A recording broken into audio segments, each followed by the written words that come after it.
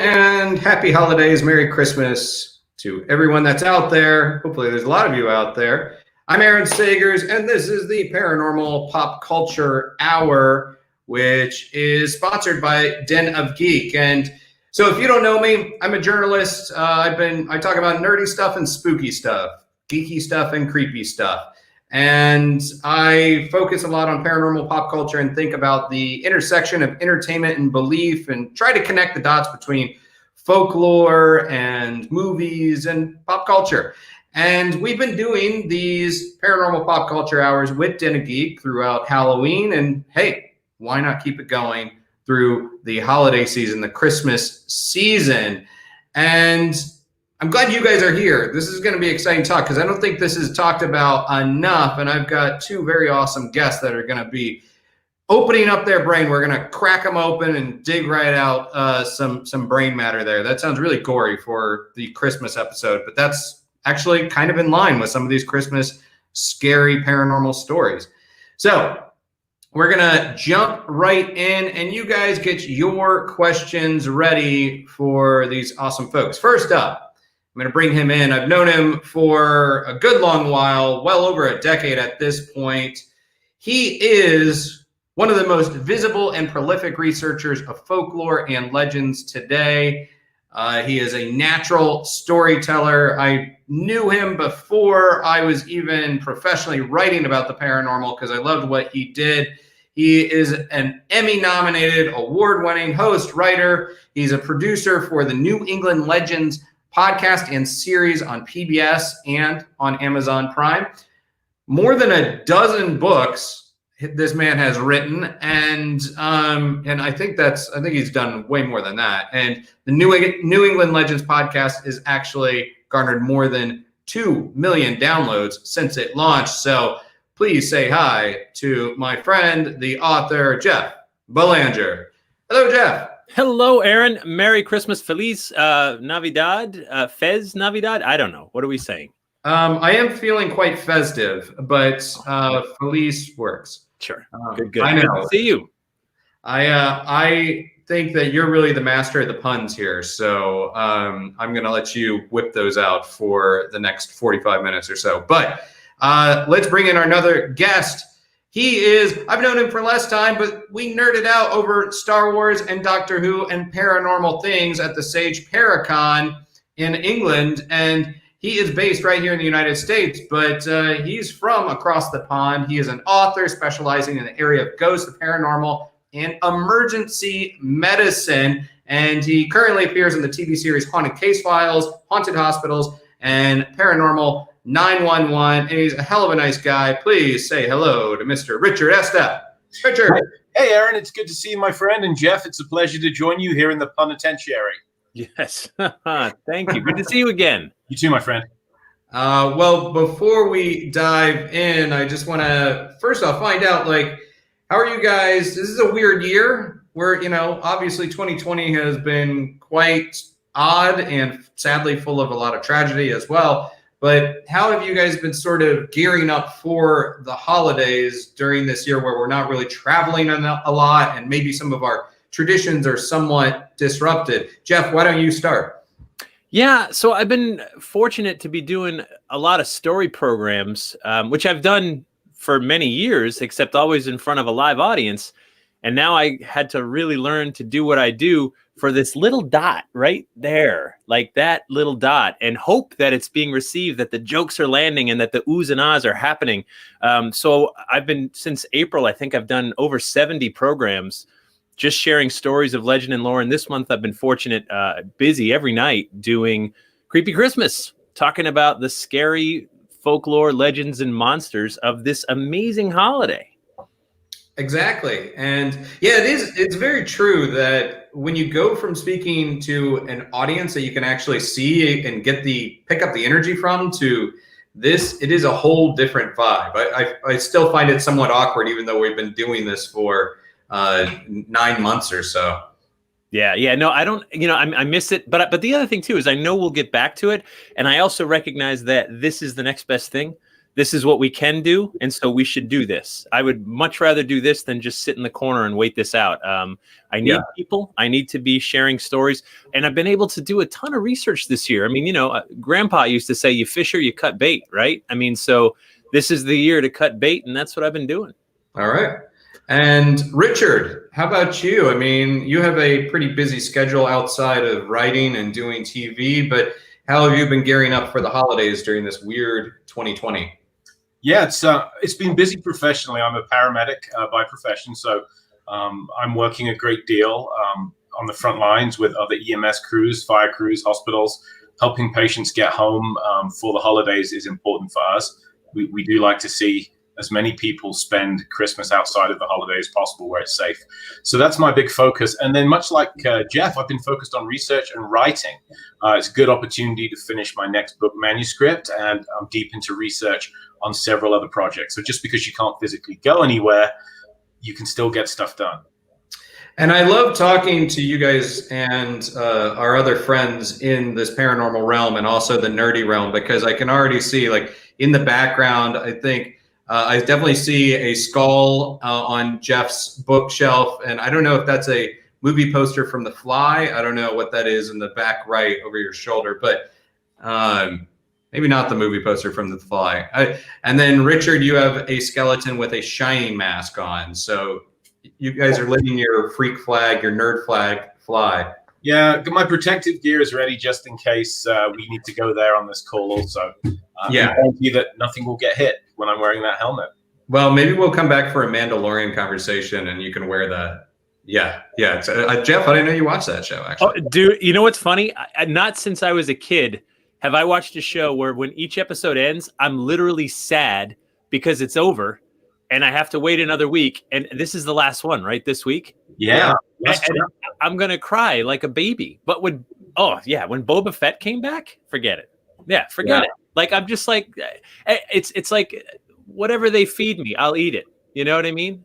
Well, and with that in mind, even though this is not paranormal, but a cheers to Jeremy Bulloch, who passed away, who was the original Boba Fett. So, yeah. Cheers, guys. Jeremy, lovely man, met him at conventions. And, in my house, at least, ever since I was a boy, Star Wars and Christmas go together. And I miss getting a new Star Wars movie at Christmas, to be honest with you.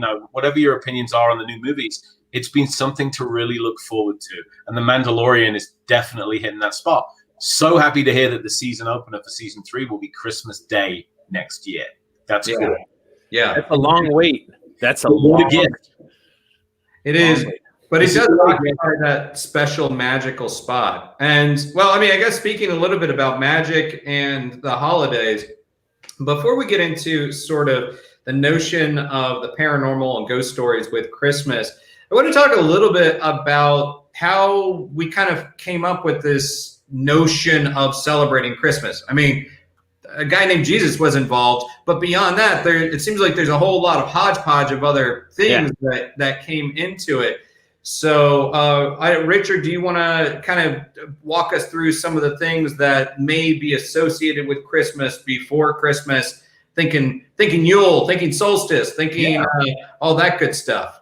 Absolutely. So we know that Christmas now really sits on what was a much older pagan festival. And many of the things that we take for granted as being associated with Christmas, in fact, date back long before then. So things like wreaths on the door, the holly, the ivy, the mistletoe, the Yule log.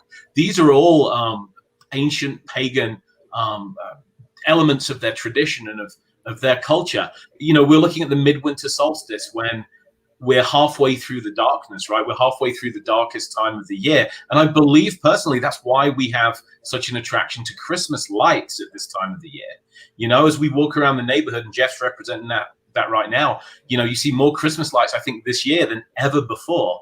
People are attracted to light in times of darkness. And that really is what the Christmas festival, but before it, the midwinter Yule festivals represented to those cultures.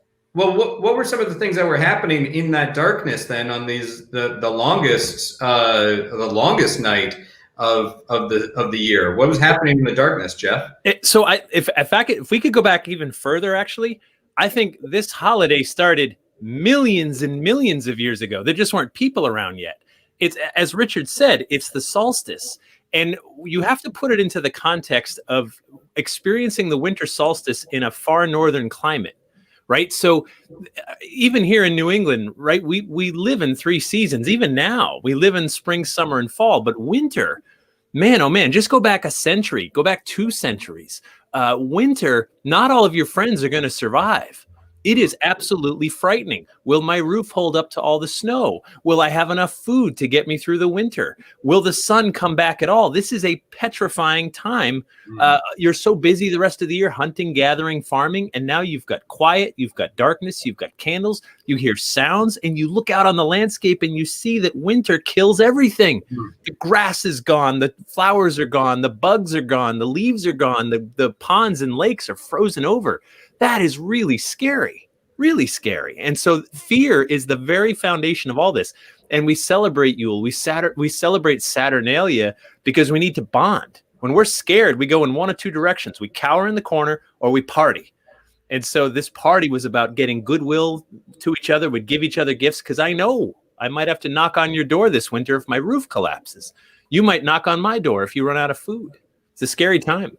And Jeff, just to add to what Jeff said, if I may, Western medicine is still relatively new. So going back just 100 years, flu season has always traditionally been November through kind of March, and remains that way. The flu kills a lot of people. We've only been able to treat that, for a very short period of time.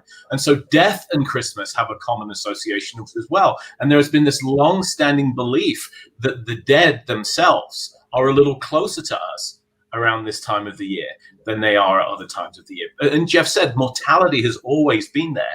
And it's this dark undertone that this festival has had for generations.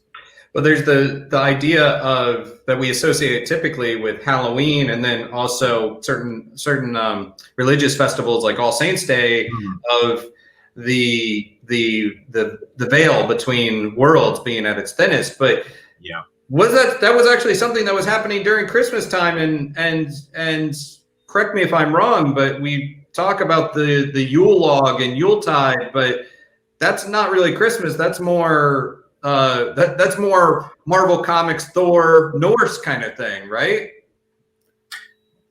Go ahead, Jeff, please. Yeah, no, I mean, well, if you're talking about Yule, yeah, that's Nordic regions, that's the Norse stuff, right? And the other thing too, like the evergreens, the wreath, right? The idea was when they looked out on the winter landscape and saw winter kills everything, there was one tree that it couldn't kill.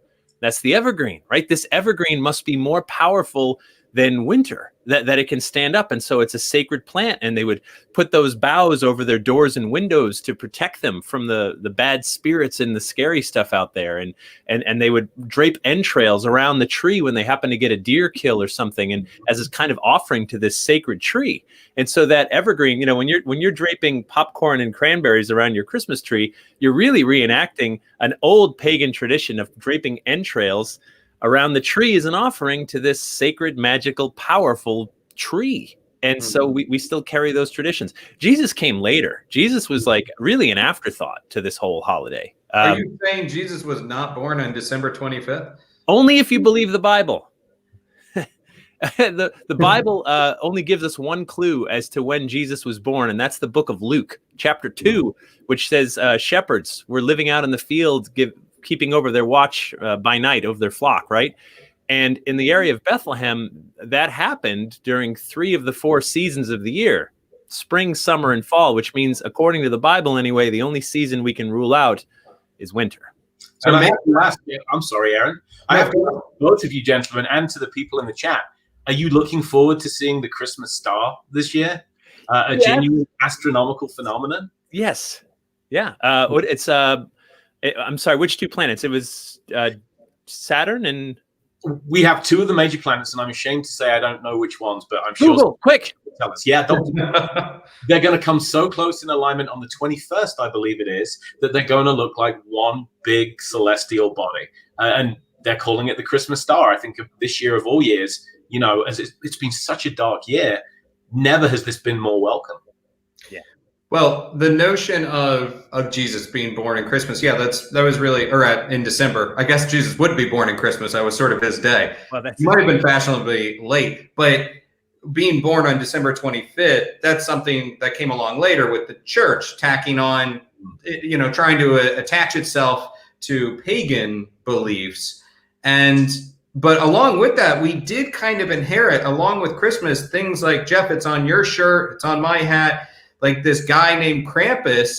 I've read that he could even be pre-Christian in origin. Oh, sure. Yeah, I'm sorry, I don't mean to jump all over this, but I mean, come on, that's Pan.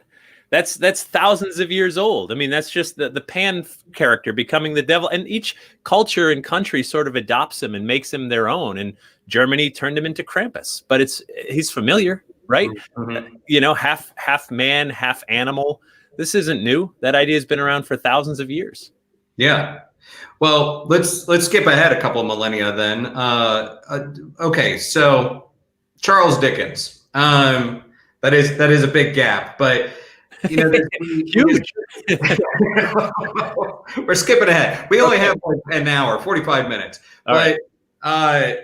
Richard, I mean, as a guy that was born in England, grew up there, would you say that the idea of telling Christmas stories is quintessentially British?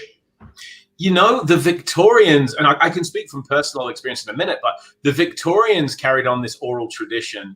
But it goes back further than them. I mean, Shakespeare, if you look at Twelfth Night, A Winter's Tale, I beg your pardon. Look at A Winter's Tale. Shakespeare talks about that being the season for spooky stories. And I'm paraphrasing Shakespeare because why not, right? If you're going to do that, go big or go home.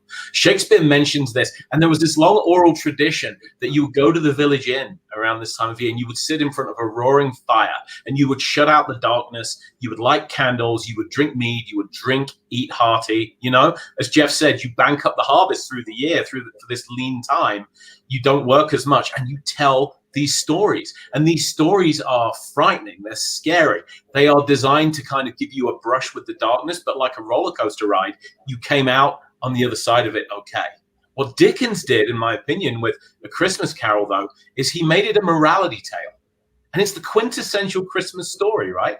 It's the classic, the three goats. It has all the trimmings, the goose, but Christmas is almost beside the point there. It's a morality tale of how one man is scared to change his ways at Christmas time.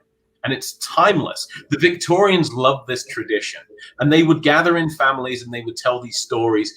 Sometimes the adults would tell scarier stories when the children were in bed. The men with their port and cigars would tell some more adult stories with a Christmas theme. But we see this as an oral tradition until the printing press, until stories like A Christmas Carol came out. Then the BBC in Britain took it over with television. And that really is, I hate to say, what kind of killed the Christmas storytelling thing, is the advent of TV.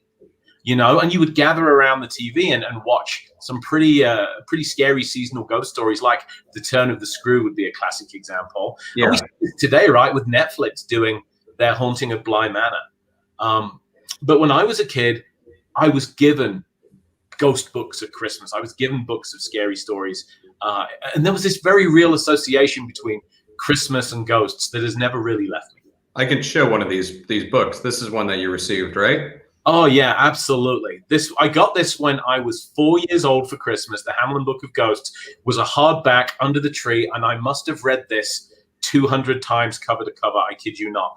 And I got so nostalgic today that we were talking about this, I ended up ordering a copy. I'm really excited. I got a copy on eBay. This is some pretty terrifying stuff for a kid, but it's a healthy kind of fear. Christmas is that kind of season when you can enjoy the trappings of the ghost story, come out the other side safe. But here's the thing: is that I don't want to step all over Dickens and the tradition of telling ghost stories being an English thing, but I'm American, so it seemed like maybe Dickens had a little bit of help as far as getting to his tale of telling ghost stories at Christmas. Maybe even from a New Englander, perhaps. I don't know, Jeff. Do you want to? I'm softballing this to you, man. Pick it up. What happened? Who's the American that we can bring into the story? Well, I'd say there's two. right? There's one guy born in Boston, but more associated with Baltimore, Poe, Edgar Allan Poe, right? I mean, the Raven. I remember that bleak December, right? He sets this masterpiece of horror in December because he knows it's a scary time of year with the shadows on the floor and the long night and the short days. And then, of course, Washington Irving was played such a role in how we've defined the holiday over here. Oh, and H.P. Lovecraft. I'm sorry, forgive me. That was the softball. I missed it. I totally whiffed. Well, actually, no. I mean, but what I was thinking of is that it would seem, based on some of the things I've seen, it would seem that Irving was the one that when he was visiting England and he was writing about this countryside, English countryside ghosts, or the tradition of telling ghost stories at Christmas, that Dickens was exposed to that at a very formative time, which in his letters, I mean, they maintain a correspondence, right? Yeah. Honestly, I don't know as much about Irving as I do about Dickens, and I'm American. I'm sorry. Here we are. But Dickens, of course, was not the first to write a Christmas ghost story, but his was it was the best. It's amazing. It's an absolute masterpiece. I still read it every year. I watch the movie every year because it has everything. He hit all the right notes. So yeah, people did it long before him. They did it after him, but I'm still not sure anyone's done it better. Well, and it kickstarted definitely it was massively successful pretty much as soon as it came out. How did we feel that ripple effects in the U.S.? I mean, having a massive hit on your hands in the United Kingdom and all these other authors and periodicals wanting to jump on this Christmas ghost story trend. I get that, but how did that translate to the U.S.? So Christmas was not a big deal in the U.S. 1850. I mean, it was a day. In fact, Boston banned it in the 1650s. The Puritans made it illegal. You'd be fined 5 shillings if you're caught practicing these satanical practices. And it would take centuries before it really returned. It was just a day. The Dutch came to New York and they brought in some traditions, but St. Nicholas Day is December 6th, not the 25th. So this notion of Christmas really doesn't start to show up until post-Civil War. 1867, Dickens brings his story to Boston. See, he refused to come to America so long as slavery was still legal, because he came here once and was served dinner by 2 slaves in Maryland, and he was appalled. He said, I feel like I'm a party to this now. I can't come back as long as slavery is legal. The Civil War ends, slavery is abolished, America is hurting. It's been completely torn apart, and Dickens comes back to Boston in 1867, and he brings his story, A Christmas Carol, and he starts reading it in front of audiences. And from there, 1867, remember that year, he starts reading it in front of Boston audiences. It spreads to New England. It spreads across America. And just 3 years later, in 1870, President U.S. Grant decrees that Christmas will be a federal holiday.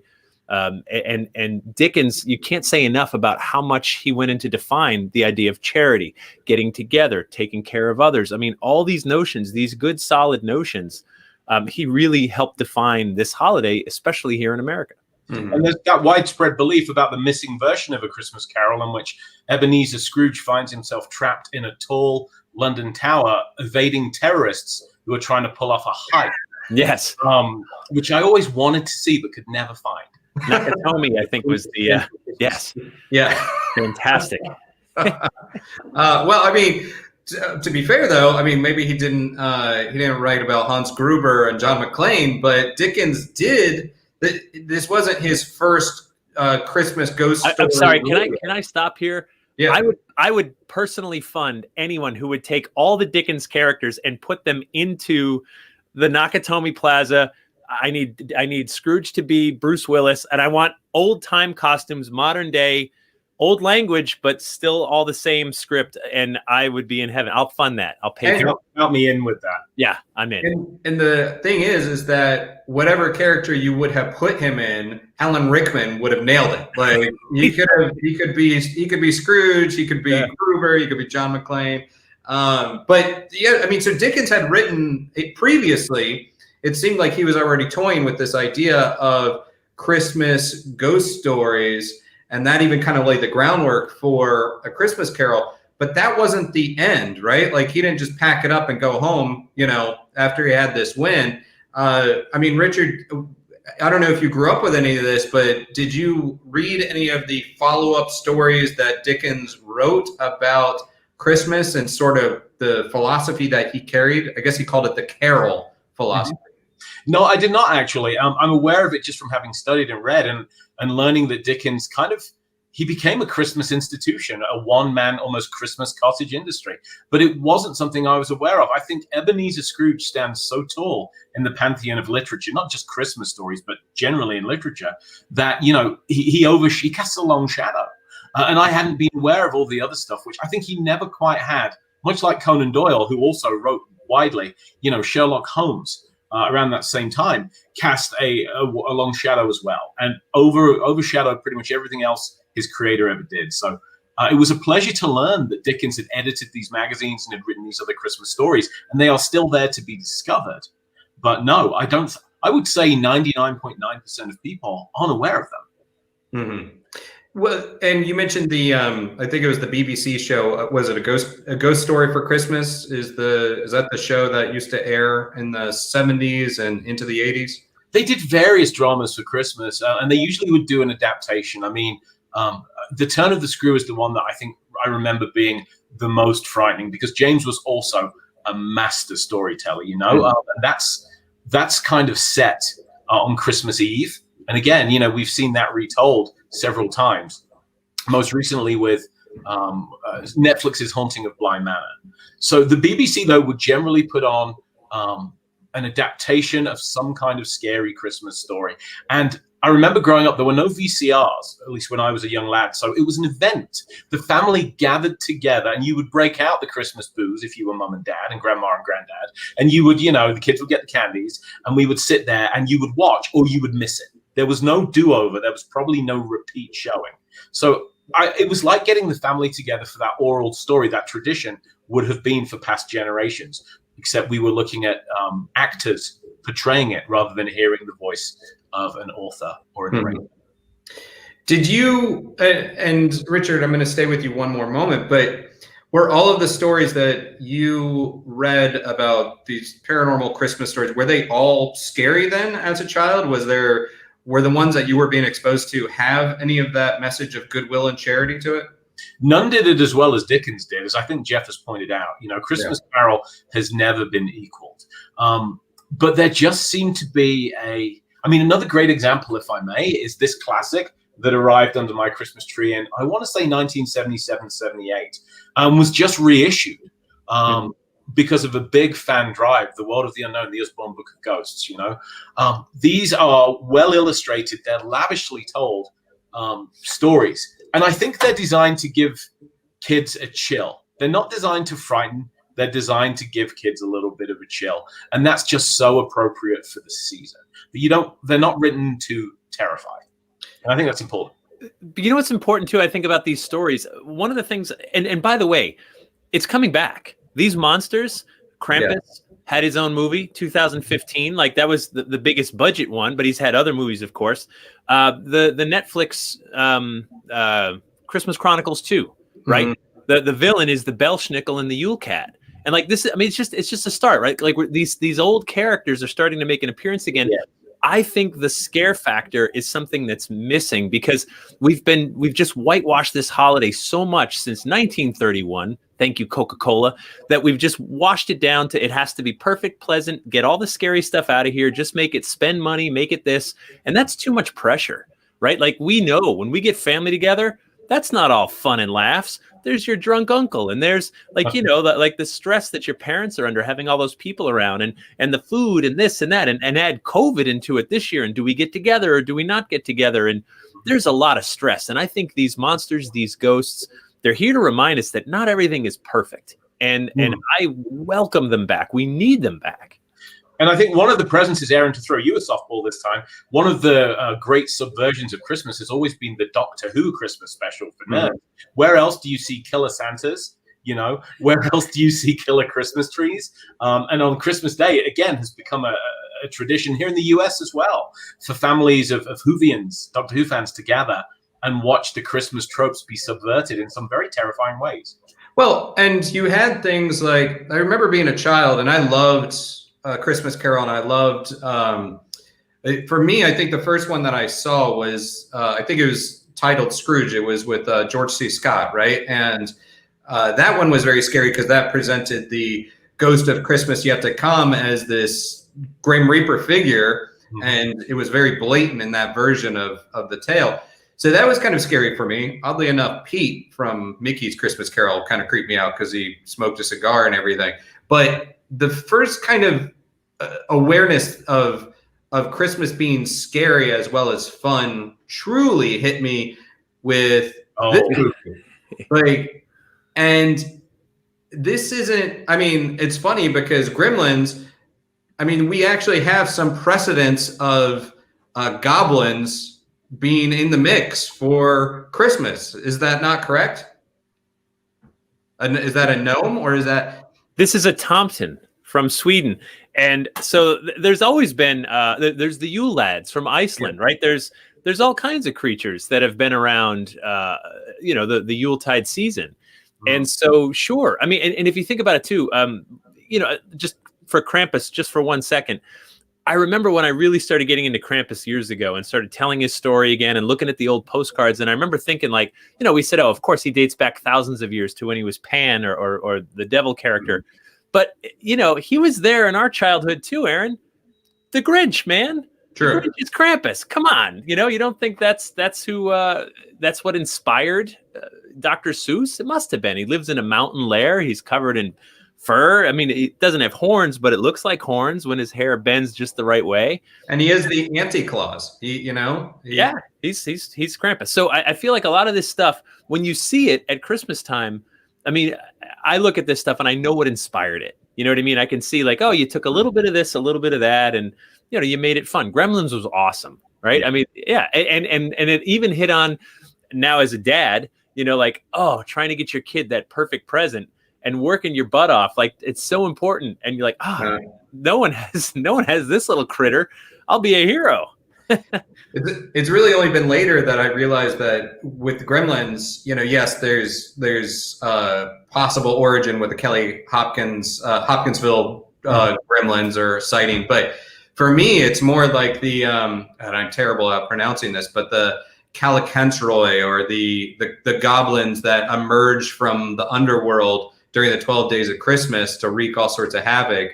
Or even Dickens, actually, before he was writing about Christmas ghosts, he would write about the goblins that stole a sexton, So goblins have been a part of this. But, and actually, let me ask a little bit, because you're not just researchers. You guys have actually been out in the field as working on TV shows and being in supposedly haunted locations. So if you were going to take a look at, let's say, I don't know, the three ghosts or four ghosts from A Christmas Carol, how would you classify these entities? Because they don't really fit within a box of traditional ghosts, right? Marley does. Marley does. Yeah, Marley does. Yeah. Go ahead, Richard. While I think. No, I totally agree with Jeff. So Marley is the classic unfinished business ghost. Sure. Ghost that sticks around with a mission to fulfill or some kind of unfinished business. And Marley's mission, you get that fantastic imagery, don't you, of the chains, which is where we get this clanking chains association in pop culture from, and of all these lost souls that are still walking the earth because they didn't live good lives. But he has a chance at redemption. Marley just has to convince Scrooge to change his ways, or at least give it the old college try. So Marley is the classic ghost on a mission, the unfinished business. On a night when the veil is at its thinnest. Yes, absolutely.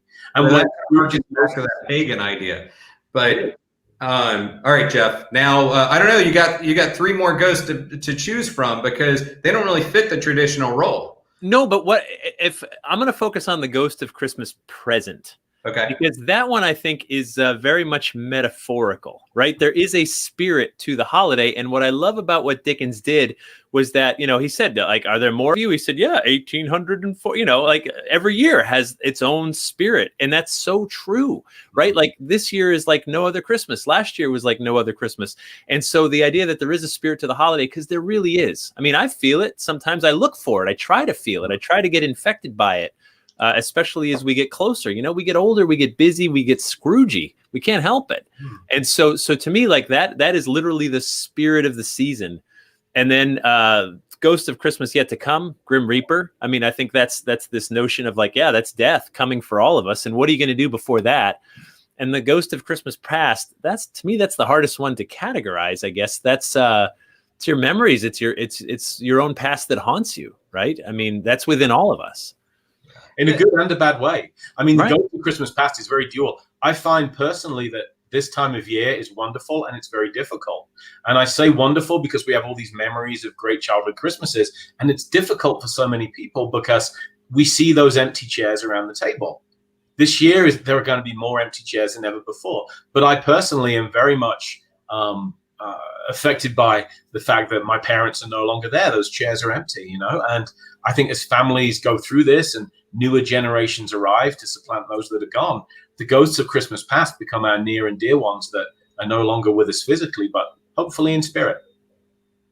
And quite literally, and yes, poignantly said, and quite literally, the ghost of Christmas Yet to Come. Nobody a year ago would have predicted what was happening in 2020. We didn't know what was yet to come, and here we are living through it. It's kind of why I think like the Ghost of Christmas Present is typically presented as jollier, quite honestly, because the dude's living in the moment. You know, he's just like having his time, but it's the next guy that's like, well. But wait, the Ghost of Christmas Present, I think there's a really important part of his character and story that's breezed right by, and that's the two children underneath his robe. Right. The boy is ignorance, the girl is want. Beware them both, but most of all, beware this boy. And I think that's the point he's trying to make, is like, it's so easy to get caught up in your own stuff, your own life, and be like, whatever, I'm just going to take care of me. And it's another reminder to Scrooge, like, look at your clerk, right? Look at poor Bob Cratchit and his family just scraping by on the pittance that you pay him, and look at the poorhouses and the workhouses, and look at people out here. Like, if you are ignorant to that, if you've turned a blind eye, are you really living? I mean, you know, humanity is your business, which is the ultimate lesson he has to learn, right? Has that message ever been more important than it is this year? Yeah, that's right. Yeah, and I mean that, it's just paranormal aside, it never fails to impact me how much Dickens was a commentary on Victorian society. And I mean, his own father was in a debtor's prison at one point, and that impacted him. So focusing on charity and goodwill, it was pretty much entirely divorced of Jesus, of Christ. And Jeff, so Richard talked a little bit about these ghost stories that he remembers from his childhood. Were there any ghost stories or paranormal stories that you particularly enjoyed? Well, you said Christmas Carol, but anything else from your childhood? When did it strike you that this was a time where this other stuff could be entertaining, could be talked about, could be presented? No, I was not fortunate to grow up with ghost stories. And if I could take a moment and address my mom and dad right now, what the hell, right? Why? I'm kidding. No, so like, no, I mean, they did what they knew. But I remember being a little kid and that song, right? Andy Williams, The Most Wonderful Time of the Year. Right. And there was the line that said, there'll be scary ghost stories and tales of the glories of Christmases long, long ago. And I remember every year being like, scary ghost stories? What is he even talking about? Like, I've never even heard of it. And so it wasn't until I was much older and getting into the paranormal that I started to discover Dickens and this whole long tradition. And then realizing, you know, I've even tried my own hand at it. I wrote a Christmas song years ago called My Christmas Tree is Haunted. And I had some friends, it's on YouTube. It's go listen, whatever. It's a laugh, right? It's a total laugh. And I love that you can take this holiday because we've been sold a bill of goods that it's supposed to be perfect in every way. You spend money, you get together, everything is good. And now when you learn the whole story, I actually think it's a lot more meaningful because nothing is all good all the time. Come on, right? I mean, and so to me, I'm embracing it. And I love the Krampus movie, even though I get the merits of the film. We could debate that, but like, I love that they sort of nailed the character. And I love that this stuff is coming back, and I like sharing it with my daughter. You know, we love talking about this stuff. So I came to it very late, but I'm doing my darndest to make up for lost time. Yeah, and let me just say with everyone out there, if you have some questions, please throw them at us. We have a lot of people in the comments. We have, we all know Carl Hutchinson from Hey, Carl. is here. Hey, Carl. And well, yeah, Jeff, let me ask you. I don't know if you have done the research on this. So the Andy Williams song, what was it, 1963, I think. 60 something, yeah. Yeah. I have not been able to track down where the lyric comes from because it was written by two kids from New York that I think were Jewish and then sung by Andy Williams, who was from Iowa. Like, where did that, do you have any idea where that snippet of the lyric came from, talking about these Victorian traditions that were not even really part of our culture here in the US? So if it was written in the 60s, and let's say that the kids were 20, right? Like, I mean, that puts them born in the 40s. I mean, like it's you go back. It's totally possible they were exposed to that, or the Dickens story, right? I mean, if you think about it this year, like what? Okay, not this year, but any other year, what theater near you isn't performing A Christmas Carol? Right? No, everyone is within 1 hour of A Christmas Carol performance, like on a normal year, right? Everyone is. Every theater does it, and it's a ghost story you just forget, right? I think we don't, but I think some people just blow by it. So I think that's part of it. And there were women's magazines in the 1920s and 30s that would put like little ghost stories to read. Even in America, they were trying to, like take a cue from the British. It just didn't quite catch on. And then for me in 1931, that's a real line in the sand, because we're coming out of the Great Depression, and Coca-Cola takes this Santa Claus character and uses him to sell Coke. And that's when, I mean, it was successful. And then the following year, a bunch of other companies said, hey, wait, Coca-Cola doesn't own Santa Claus. We could use him too. And so Macy's and all these retailers are like, Santa, Santa, Santa, buy, spend. And that's the moment when we really start pushing all the dark, scary stuff, especially in this country. England at least had a long tradition of it.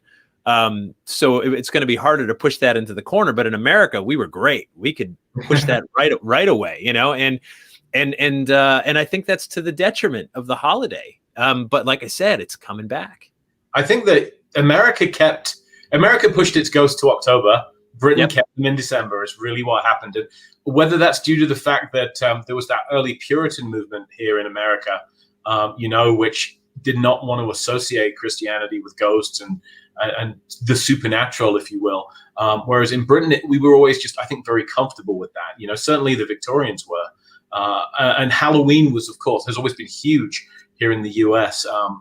When I was a kid growing up in England in the 70s, Halloween wasn't a thing. Nope. I knew about it. Number one, E.T. is, I think, what was the first big impact on British kids of Halloween. And then, of course, Halloween. Those two things. And now Halloween is a much bigger deal in Britain. But yeah, I think people start thinking about ghosts in October, don't they? And then we follow that through the darkest months of the year, when the nights start to draw in, the nights get longer, the days get shorter. People are thinking about ghosts more, and we don't stop on November 1, All Saints Day. The ghost story rolls through November, rolls through December. And as a paranormal investigator, I'm sure you chaps have heard this too. We get more accounts of paranormal phenomena around the holidays as well. There's a spike around Christmas. At least I've found that. So one of the things I've noticed this whole year, right? People are alone in a quiet house, which never happens, right? And so we're alone with our thoughts. We're haunted, right, by our own ghosts of the past, the present, the future. And I've seen, I know I've been getting more emails and things like that. People have been reporting strange things, stuff that might always be there, but now you're finally sort of quiet and alone and tuning into something that maybe you weren't tuning into before, which is something that sort of naturally happens around the holidays. So it makes total sense. And you're going to feel, you're going to feel want and need more around the holidays, what you're missing, what you don't have. It's so easy to reflect on that. So it makes a lot of sense. But yeah, you're right. Halloween was such an American invention. I don't mean Samhain and all that other stuff. I know that comes from Europe, but we invented trick-or-treating as a way to deal with like mischief night that was getting out of hand. And it's just extortion, really. And then it caught on, and it became the second biggest consumer holiday now behind Christmas in America. And we exported it because it's just fun. Why not? Take it, right? And so you're right. I think we pushed our ghost to October, and the three of us, I'm sure we're preaching to the choir right now, but like we need ghosts all year round. What they represent to me is they're always unfinished business. Even a work of fiction, right? Something haunts us because it's not resolved, right? Sometimes it's literal, an unsolved murder. That ghost haunts us because someone got away with something. But I think that unresolved issue is something we can all relate to, especially around the holidays. And yeah, I definitely, Jeff, I agree that it seems like there has been this uptick of everyone having this paranormal occurrences, or at least believing that it's happening. And around the holidays, it's going to be interesting because, as you said, more time to reflect and focus on it, and a little bit less, a little bit harder to dismiss it as a blot of mustard, if you will, when you're just stuck in at home all alone thinking about those things. Let me ask you. And I feel like this is something I've either talked with you about before, Jeff, or I've heard you talk about it, but Santa Claus, is he real? Yes. Next question. Okay. Yes.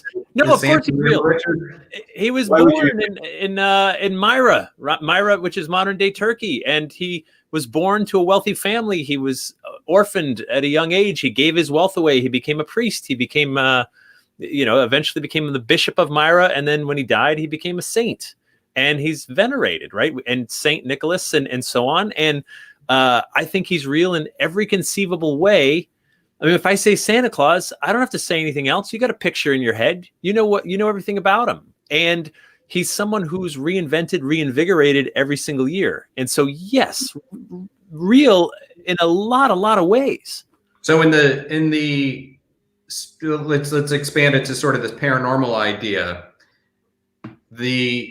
I've gone down these like rabbit holes, and on the internet there are people that believe that they've had Santa Claus sightings. Yes. And I believe it was Stephen Wagner, when he used to do the about.com column, would collect these as well.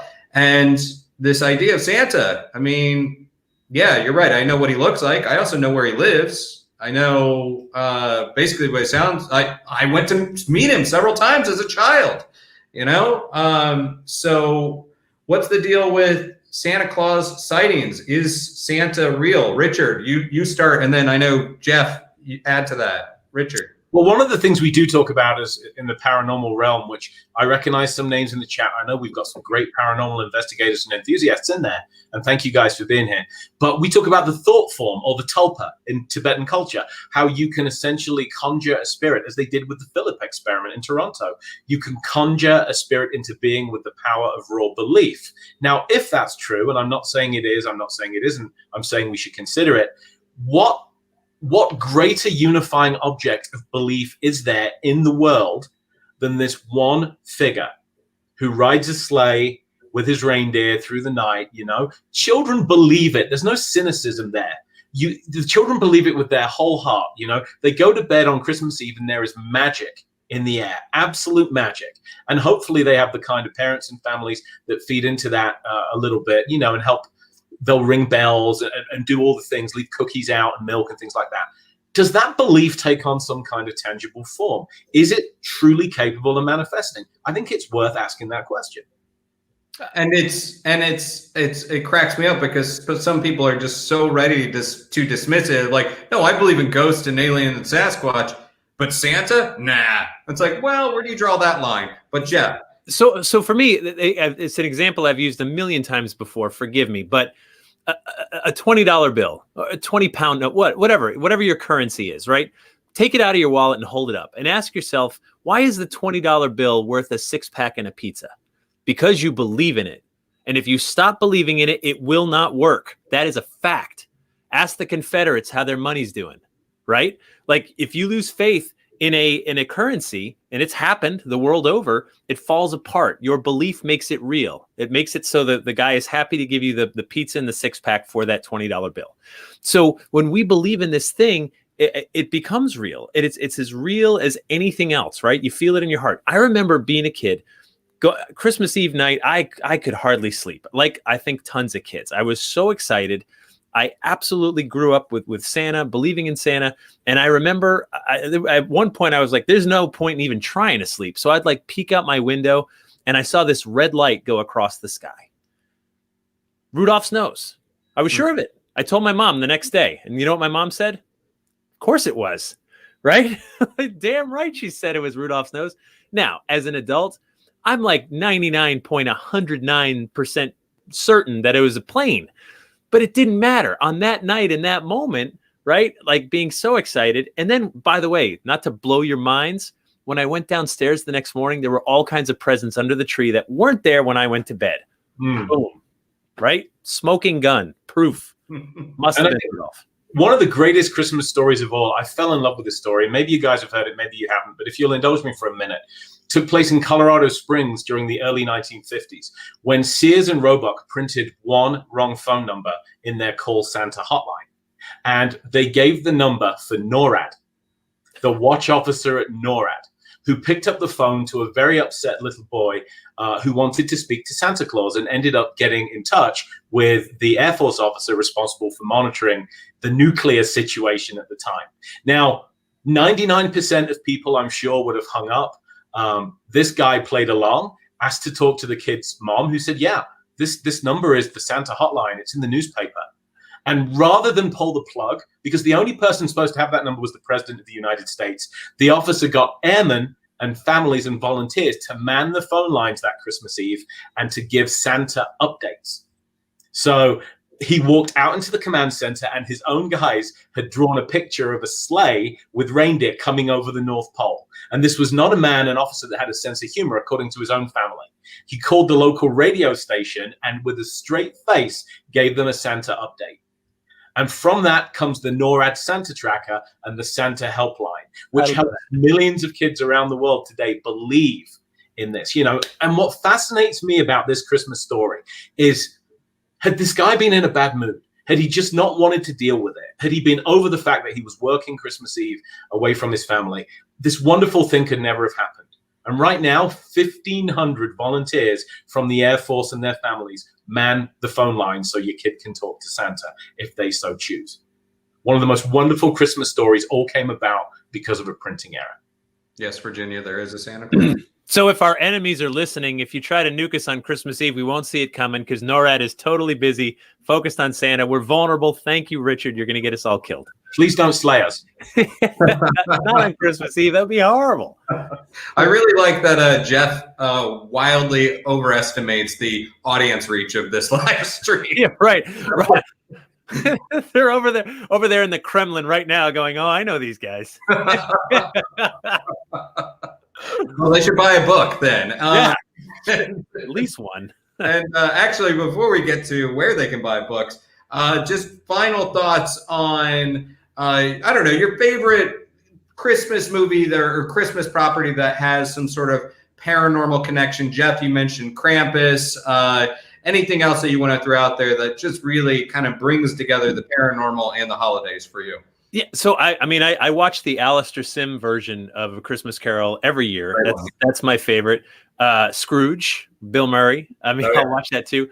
All of them. I mean, even It's a Wonderful Life, which is a little more angelic and spiritual as opposed to paranormal, but it's all got elements in there. Oh yeah. So, yeah, those are all part of my tradition. And reading the Dickens book every year. I read it just because it reminds me of everything that I think I forget throughout the year.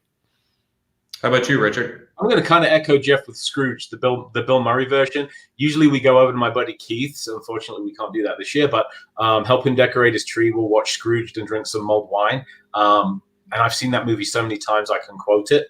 And it's one of my favorite good, bad movies. I think it's excellent. And I actually just saw somebody, I think, created artwork for the Lee Majors Christmas special that they show in the year or whatever. Yeah. So that's out there too for you. I would say for me, love Scrooged, love Gremlins. Obviously Christmas Story, but also love the fact that what was it? The Santa Slasher movie was actually written by Bob Clark, who did a Christmas Story. Black Christmas. Black Christmas, I think. But I don't know if you guys have seen like Rod Serling's kind of take on Christmas through the 3 different Twilight Zone episodes, where he I think he actually comes close to that Dickens idea of it's spooky, but also has like the charitable component and the goodwill towards men, like Changing of the Guard, and then the Inherit the Meek, I think. Those are some of my favorites. And let's see, everybody's chatting a lot, but no actual questions that I'm seeing. But I see people from Hawaii. Hi, Jackie and Carl in the UK. So we've got people all over the place. And thank you guys for tuning in. And before we clear out of here, let me ask you guys, how can people find you? How can they support you? What are you up to? And how can they buy your books? Jeff, why don't you begin? So my books are on Amazon or wherever you get your books. And if you like creepy Christmas stuff, last year, my New England Legends TV series did an episode we called Creepy Christmas, where we explore some of these legends and monsters. It's on Amazon Prime. If you're a Prime member, you can watch it right now. Plus the whole series, there's 9 parts up there. You can watch them all right now. I do tons of Zoom programs sponsored by libraries and different organizations. So my website is just my name, jeffbelanger.com. And a lot of those are free. So you can register and you can come see, and you can also find me on social media. All right. And Richard. So you can find me on richardestep.net, and I'd love to interact with you there. You can shoot me an email. And I'd like to make a personal request, if I may. It's been a tough year for everybody. This year on Christmas, if you do me a favor and spare a thought for the people that are manning or staffing the safety net. The hospitals are working so hard this year. If you see an ambulance that's parked, go wave, go say hi, go wish Merry Christmas. A fire truck, police cruiser, all those people that are working so hard this Christmas, you can reach out to them and just let them know it's appreciated. It would mean the world to each and every one of them. Sometimes that's all it takes after a rough shift to make your day. Yeah, here to that. And I know that in New York City, at the height of the pandemic, we were, which I guess we still are but we were applauding every night at 7 p.m. and it kind of faded away a little bit, but it definitely needs to come back because you guys are still out there busting your humps and, working hard for us. And I know I'm super appreciative of it and appreciative of everybody out there that's on the front lines.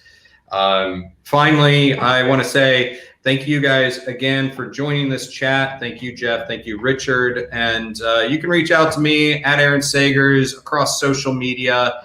And really, wherever you guys are out there, I just hope that you have a safe and happy holidays. It's a little bit weird this year, but I think that doing things like this, not just with us three, but with your family, it can really keep that spirit going, even though we may not be able to be there in person. So Jeff, Richard, thank you guys so very much. It's good seeing you both. You're great people, and I appreciate you giving your time for this little hour. Thank you. A real pleasure. Thank you. All right. Happy holidays, guys, and I'm going to end this broadcast.